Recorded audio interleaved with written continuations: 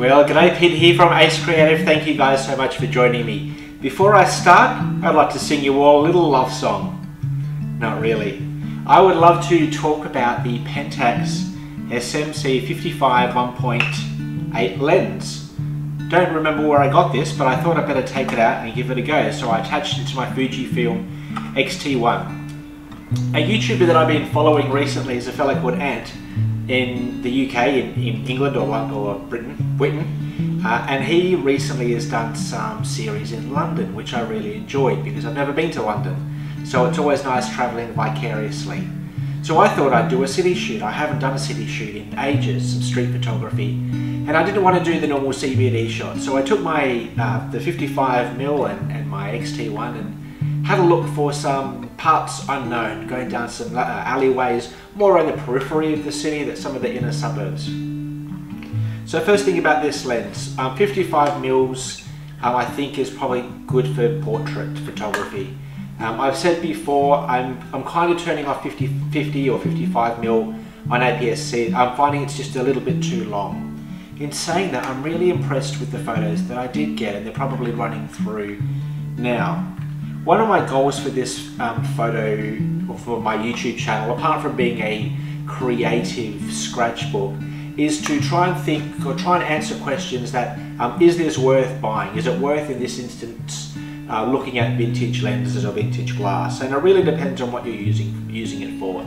If you're taking photos of your family or wanting a travel lens, to be honest, I don't think vintage glass is worth it. But if you're looking to do things that are different, if you're looking just to get different rendering effects, and if you're wanting to get more filmy or more analogue-y looking photos, I honestly think vintage glass is a great way to go, especially if you want a film look but don't want to fork out on film cameras and things like that. Each vintage lens, each old lens has its own character, which I love, and I've said that multiple times. So this video is probably through this particular lens, this 55mm. It's been in very, very good condition.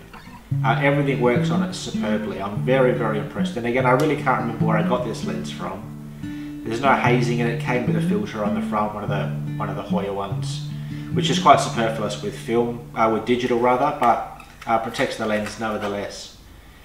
And super small, heavy, built like a tank. Some of the 50mm vintage lenses or kit lenses you get feel quite light, and there's a tinniness to it, or a plasticky.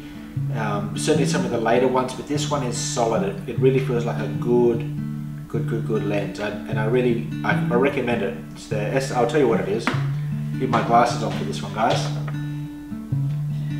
The Pentax 55 1.8 SMC, which is super multi-coated. So it's good lens, and especially with Fujifilm. You can probably tell I've edited some of these photos, cropped it and done some color correction, which I think the photos look good. Anyway guys, if you've got the 55 SMC, the Pentax, let me know.